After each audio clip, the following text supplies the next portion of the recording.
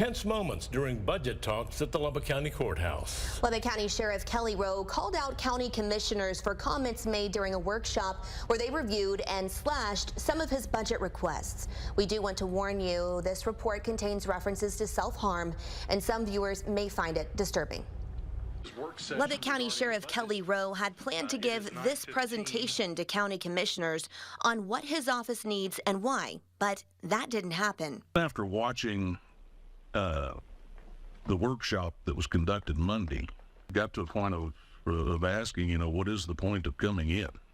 The sheriff says commissioners used bad information as some of them stonewalled his requests. Conversations based on either erroneous or completely false assumptions. One comment was made that we shouldn't fund, any additional positions when they can't fill the positions they have. And, at the time, you're talking about patrol positions, a division that has not been short of personnel. Here's a clip of that budget workshop the sheriff referenced. LSO, we've got 3 deputy positions. I would cut those 3 out of there. If we don't fill the positions we've already got, why do we need to add more positions? Patrol's full. Oh, is patrol fully staffed now? It's fully staffed. Gotcha. I would still give them time to, get that kind of stabilized. The sheriff says they haven't added patrol deputy positions since 2019. And with the increase in population, they've recorded an increase in calls for service. According to the sheriff's office, they received more than 6,000 calls in 2020 and more than 8,000 in 2022. Can we come check on you? Can you tell me about what this blood is on your face? More than 100 of those calls last year were for suicidal subjects. She's got both doors barricaded. This is body camera video of deputies responding to one of those calls. She has told Garcia she's suicidal. She's been telling multiple people through text and phone that she's suicidal. Didn't have any more. Get back. 1032. Behind the car. Hey, what did you see? She has a gun in her hand. Pistol, rifle? Yeah, pistol. All right.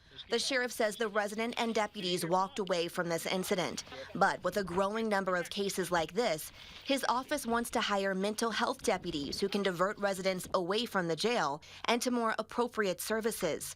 That proposal was shot down.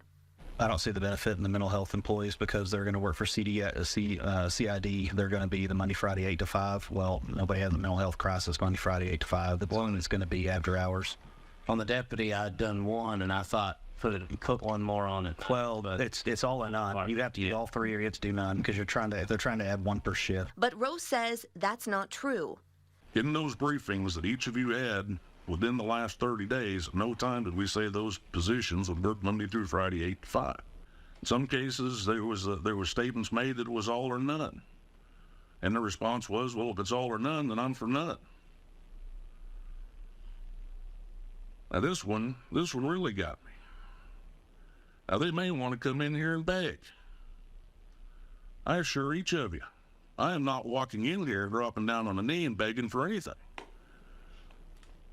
We will justify our needs. The canine position was another one. Somebody states in that we currently only have 1. Well, again, you've got it in your documentation right there. We currently have 3. But the sheriff says 3 isn't enough. According to his office, the K-9 division responds to roughly 550 calls a year. This is dash cam video of one of those calls. Watch as the driver initially pulls over and then takes off.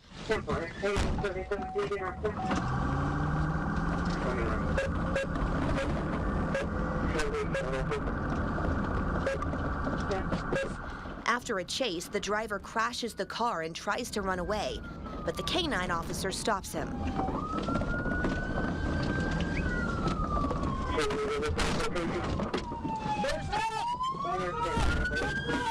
According to the sheriff, the K-9 division averages 20 hours of overtime a month, and each handler is on call 1/3 of the year, which is why the sheriff requested funding for 2 more handlers, but that too was met with criticism. If there are things that we need to get under control on that department, then I don't know that I would add more to that right now. I would really like to know what it is that you all need to get under control with the sheriff's office. That statement is not a statement of the Commissioner's Court. It's a statement of one. Which comment?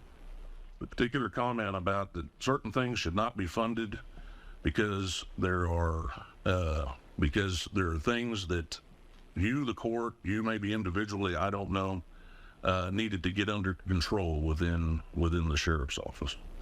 That is a misquote on me. That was not stated about the commissioner's court getting under control. It's letting the sheriff's office have time to get it under control. Get what under control? You mentioned the comment about the dogs, right? About the canines. What is the policy on how are those housed? What is the proper cage for those animals? Those kennels are all bought through appropriate purchasing policies. They're placed into each of the officers, or at each of the officers' residences. Again, it's all well established. There's nothing new there. Okay. So when did we update it? I thought we'd had problems with this 2 years ago. We had a problem with an individual, but that wasn't a policy issue. That was that individual's issue. And that individual no longer is employed by the sheriff's office as a result of his decision making. No decisions were made in this meeting, but later the sheriff did return to present this presentation to justify his office's budget requests. So what, if any, positions did the commissioners ultimately agree to fund? We'll have that answer for you tomorrow at 10 when we continue to investigate taxpayer tension.